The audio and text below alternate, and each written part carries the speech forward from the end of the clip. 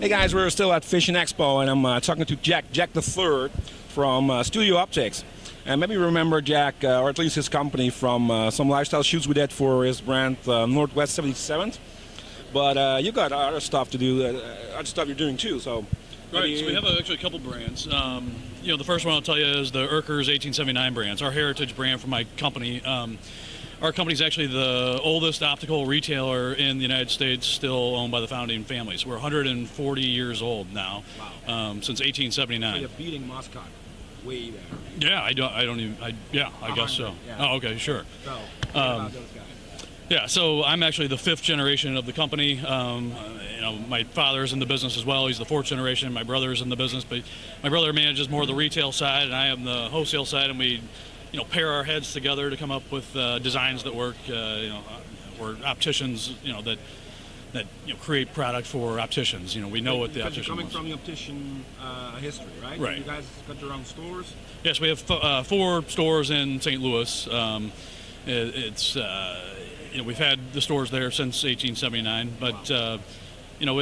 Each one of the brands have its reason to exist in our store. So we created our, within our, found a niche that we think we need to fill within our stores, and it seems to be that many other stores around the country and the world have these same niches to fill. So it's been a good growth because of those things. The first brand, though, is the Erkers 1879. We pull a lot of the different points in our history into manufacturing our frames. So it's not just a frame, it's got a real reason to exist as a piece.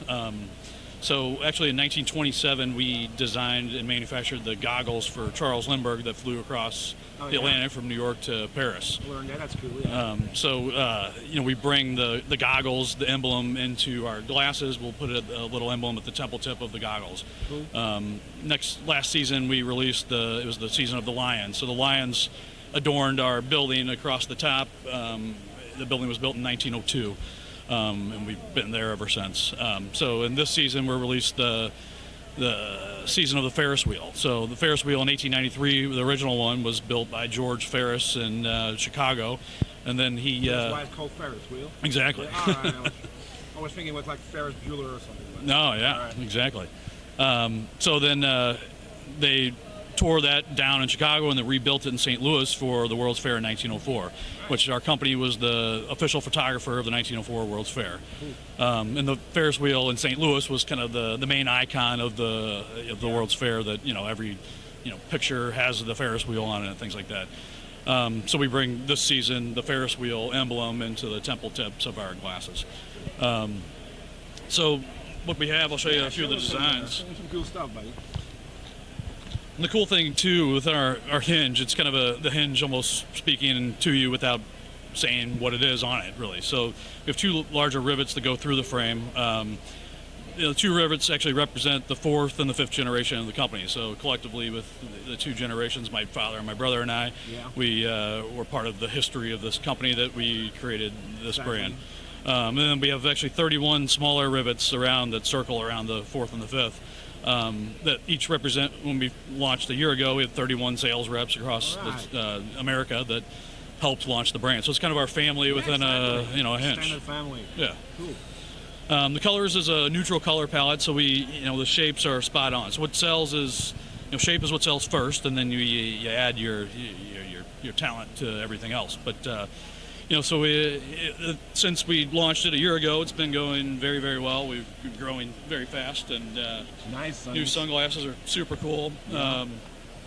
We actually, the detail work on the side represents when Charles Lindbergh flew across the Atlantic in 1927. Is the radio frequency waves when he was calling back in.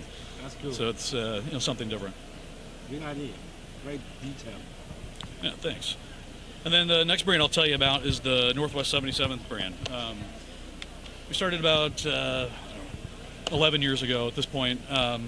We've done great, but originally it was created for our own retail stores in St. Louis. It was really created out of the need for something at a lower price point, but we have high-end boutique stores that everything is $400, $500, $600 minimum just for the frame. But the customer is, a lot of them are buying, but not all of them are buying. Why are they leaving? So where are they going? Not everyone can afford that. Yeah.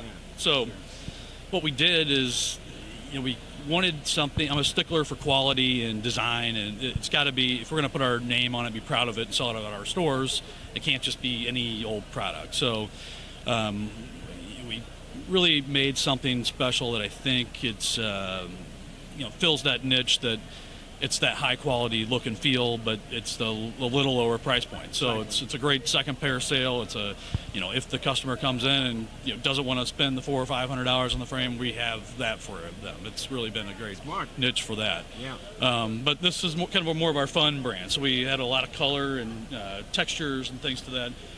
But we started adding more the artsier flair to it recently in the last couple seasons, because I think the shapes are always, what we do is spot on, easy sell through is what we wanted. Yeah. But safe shapes. yes, but now we've added something to expand the collection a little bit more, where it's more of an artsier flair to it.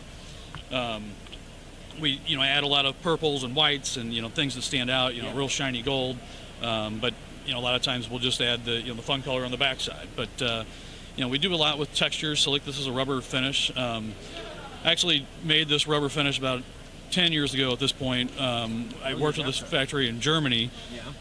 He actually grew up with the guy that designs the Volkswagen Beetle in Germany. So the three of us collectively at the time created this rubberized finish that, and with his influence about car manufacturing knowledge, because we wanted something that's not going to scratch or peel off or something. Like what they do in the dashboard? Or? Well, they do on all the door handles, the Volkswagen Beetles. Yeah. So it's automotive quality. It's super, super cool. And we've been doing that kind of concept as well in our metal frames. So what about the names? Because I'm looking straight into your temple. I see like a duck, goose, and a... So yeah, these are, so we like to team up with other independent companies around America that aren't in the optical industry, but to team up with them to do events and things like that. So with this actually came, one of my friends from high school owns a small craft brewery in St. Louis. So we started, we did a launch party. He did a lot, Northwest 77th beer for the party. That was really cool, and in turn, we named all of our frames after his beers. Cool. So it's not just all that American beers. All American beers, but local breweries, beers in in America. So it gives that the customer. We want to relate to the end customer on that level where, like, oh, I'm wearing the Duck Goose, but the funny thing is they'll tag that on Instagram.